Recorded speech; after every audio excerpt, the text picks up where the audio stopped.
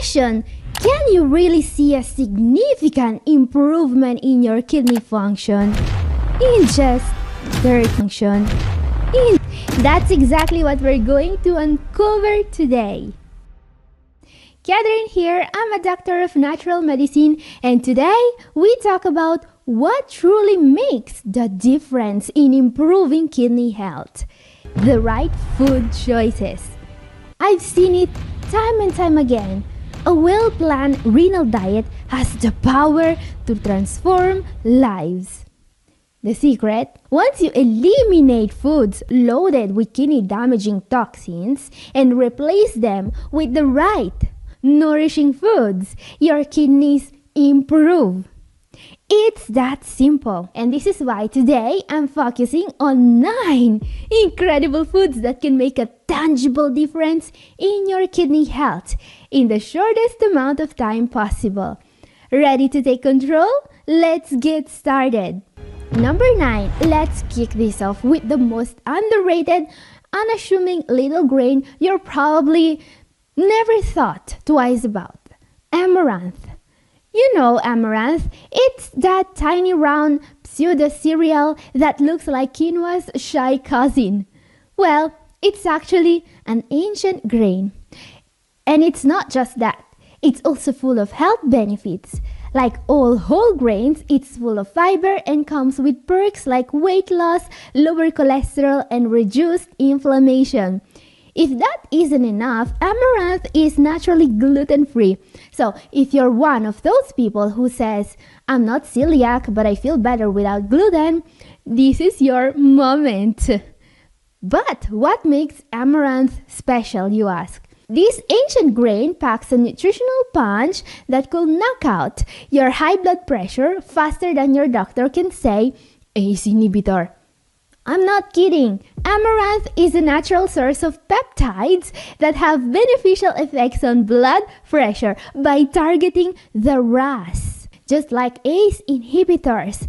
But unlike ACE inhibitors, amaranth won't come with a side of dry cough or dizziness, unless, of course, you eat it too fast and forget to chew.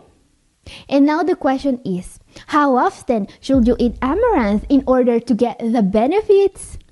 Well, my advice is to eat fiber-rich foods and whole grains on a daily basis, even if you have diabetes. This is because, according to medical literature, higher dietary fiber intake is associated with slower progression of chronic kidney disease, even in people in the advanced stages. So yeah, forget an apple a day. We're talking a bowl of whole grains a day keeps the nephrologist away. Because, frankly, there are few better sources of dietary fiber than whole grains. So my advice here is to experiment and try as many whole grains you like. Amaranth in particular is often used in its intact whole grain form, popped or puffed or ground into flour. Cooked amaranth may be used in place of other grains as a side dish mixed into soups, added to smoothies, added as a topping for salads, or eaten as porridge. Up next, number 8, let's talk about a food with a little known diuretic properties. Onions. Onions. The veggie everyone loves to hate when they're slicing it, but can't get enough of when it's in a Greek salad. But did you know onions are practically ancient medicine? The onion has some of the most effective health benefits you will find in a food, especially when it comes to its diuretic effect. Seriously, Hippocrates, the father of medicine, prescribed onions for kidney problems. So basically, onions are like the original diuretic but without the side effects. We know today that the reason why this veggie worked so well as a diuretic is the quercetin, a powerful flavonoid this veggie contains. And red onions have even more flavonoids than their pale, less exciting siblings. So throw some red onions in your salad and don't forget the olive oil. Why? Because olive oil makes quercetin more bioavailable, which is science speak for more useful to your body. But how often do you need to eat foods with diuretic properties, you ask? Well, since natural diuretics are known to help with hypertension, with diabetes, with urinary tract infections, and more, I would say on a daily basis. But don't get me wrong, onions are not the only option here. Some outstanding alternatives include watermelon, grapes, berries, celery, garlic, and bell peppers. But maybe the most effective food option when it comes to help the kidneys make more urine is number 7, asparagus. This superfood is one of the best friends of your kidneys.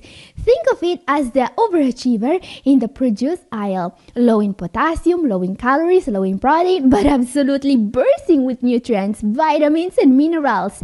Research suggests that asparagus possesses anti-inflammatory and antioxidant properties, which may really help protect against kidney damage. But of course, the main benefit this veggie offers is its diuretic property. Fun fact, that weird smell in your pee after eating asparagus, that's just the asparagine doing its job. Asparagine is the amino acid responsible for both the smell and your kidney's happy dance. Not only does it help with fluid retention, but it also treats swelling. So basically, it makes your pee stink so your kidneys don't. A fair trade, don't you think? Pro tip, don't overcook asparagus. Seriously, if it's mushy, you've committed a crime against vegetables. Most of the nutrients are in the juice, and if you boil it to death, your asparagus is about as useful as wet paper towels. Try eating it raw, grated into salad, or lightly saute it. If you're steaming it until it resembles green spaghetti, you might as well just eat a cracker and call it a day. Up next, number 6. And now for something completely different, sweet potatoes. They might not have the fleshy resume of whole grains or the diuretic superpowers of asparagus, but don't count them out. They've got something that's maybe just as good. Antioxidants. Specifically, sweet potatoes are loaded with beta-carotene and anthocyanins. These antioxidants are like little cleanup crews for your kidneys. They don't just protect your kidneys, they can actually improve kidney function. Improve, not just protect, which is definitely not something you see every day in medical literature. Reading about foods that improve kidney health in medical literature is almost like finding out your boss is giving you a bonus and a vacation. And of course, sweet potatoes are also super nutritious, rich in fiber, and in a ton of vitamins. Plus, they're versatile. Bake them, roast them, just don't let anyone catch you calling them yums.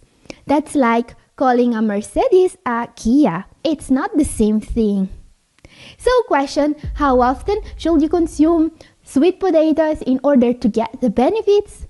I know that this may come as a shock to patients that are avoiding potatoes due to their potassium content, but here's the thing. Sweet potatoes can be consumed even daily by the vast majority of patients. The reason for this is the fact that they are naturally lower in potassium than white potatoes. And if potassium is still an issue for you, there is a hack. Leaching. No, not the blood-sucking kind. Soak, rinse, boil, and rinse again. This will remove a lot of potassium from potatoes. And if your potassium levels are normal, you can skip the leaching and just bake them with the peel. Pro tip, bake sweet potatoes with a little cinnamon and olive oil. Chef's kiss. Because let's face it, potatoes are a staple food for a reason. They're too tasty and too healthy to be banned from your renal diet. And yes, they can actually make a difference. So next time someone tells you sweet potatoes aren't good for you, just smile, nod, and pass the mashed sweet potatoes. And remember, these foods aren't just good for your kidneys, they're good for your soul. If this info is useful to you, share it with that one friend who still thinks French fries count as a vegetable. Up next, let's take a look at one of the healthiest foods out there. Number 5 is natto. Natto is a Japanese delicacy, a dish made from fermented soybeans. Everything about this oriental breakfast staple is healthy. Soybeans are one of the only plant-based sources of protein that is also of high biological value, great for those patients that need to limit protein intake, but still need some protein in their diet. Yeah, soy protein is healthier than egg whites. By the way, natto is also one of the best sources of vitamin K2 available. And if you're wondering why the Japanese live longer and have fewer chronic diseases, some people swear it's the natto. Personally, I think it's their ability to live without deep-fried everything. But hey, natto works as a theory.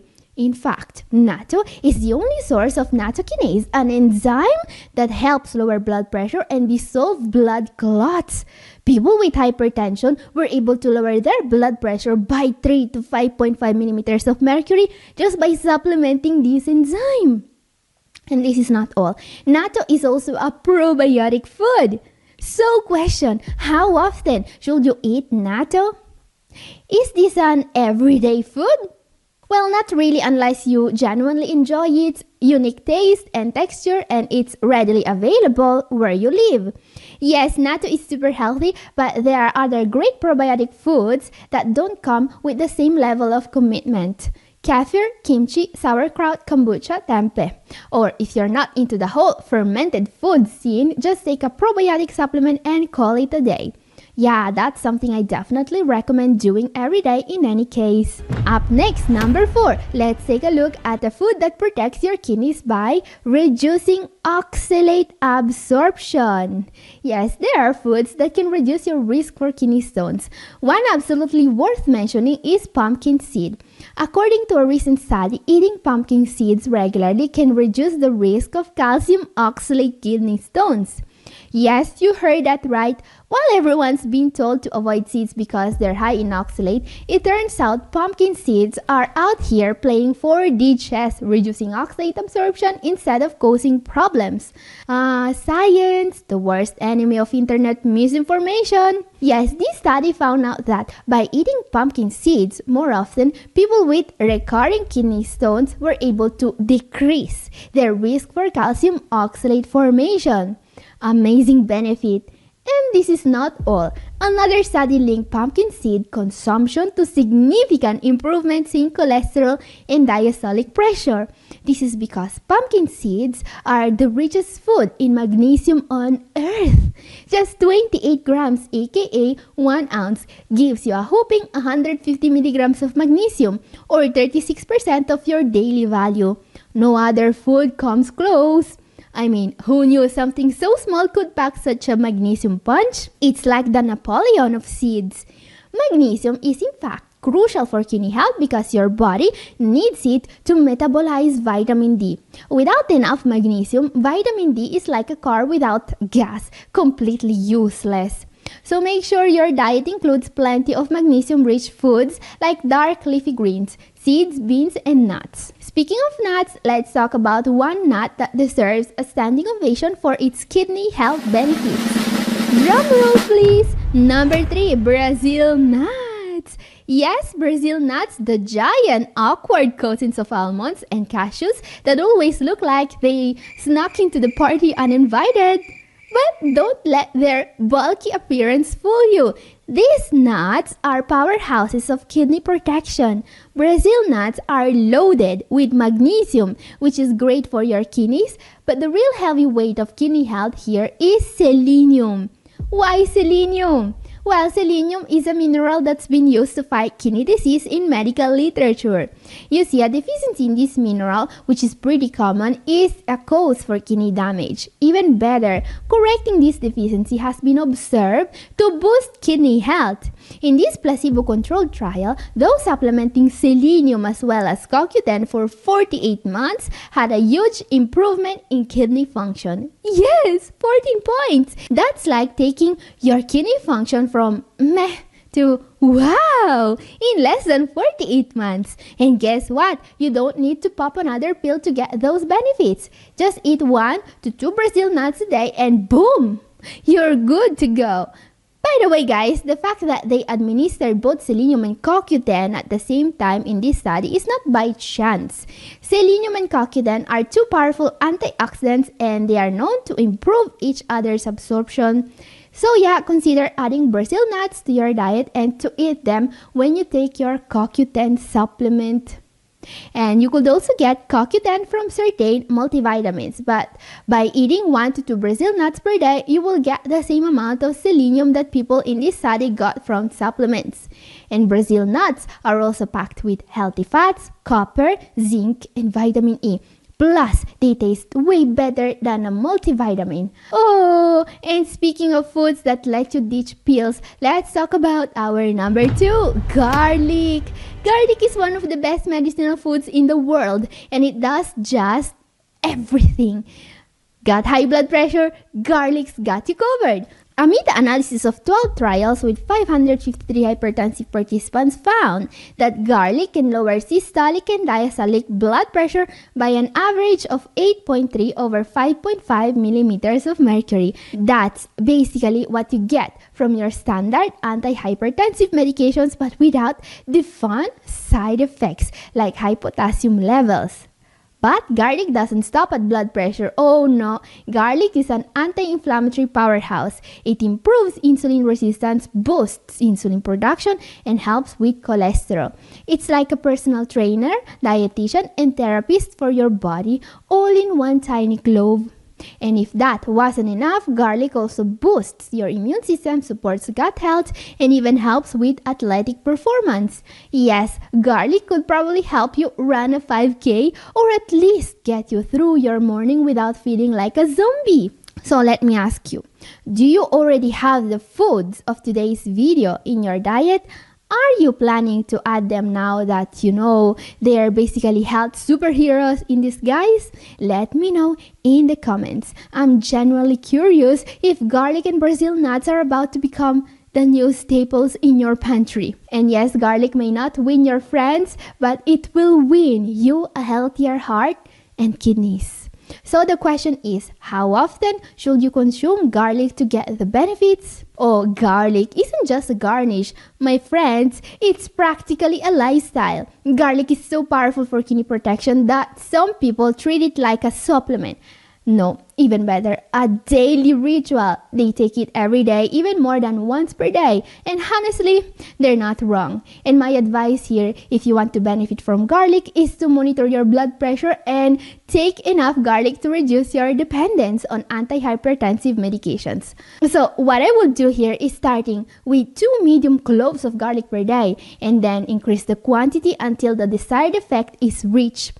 And yes, there are garlic supplements available as well, but unfortunately, they are just not as powerful as the real thing. But you can also add the next superfood in order to make them more effective. I'm talking about number 1, beets. Beets are, in my opinion, one of the healthiest veggies out there. Beets are very rich in folate, vitamin B9, which protects blood vessels and reduces the risk of heart disease, stroke, and it also protects the kidneys. And here's the kicker. Beets are naturally high in nitrates, which are powerful vasodilators. Translation, they can help open up your blood vessels, kind of like WD-40 for your arteries. The science backs it up. In a study on kidney disease sufferers, beet juice was a total game changer. Participants saw their blood pressure drop by 10 over 8 millimeters of mercury. So here's your strategy. Start your day with garlic at breakfast. Sorry, co-workers. Have some beets or beet juice with lunch and garlic again at dinner. By the end of the day, your blood pressure will be so stable it could babysit your grandkids. Imagine how much your kidneys will thank you. And guys, if you want to learn more about the renal diet, my video up here is for you, and this is all for today. Thank you for watching. God bless you all. Bye-bye.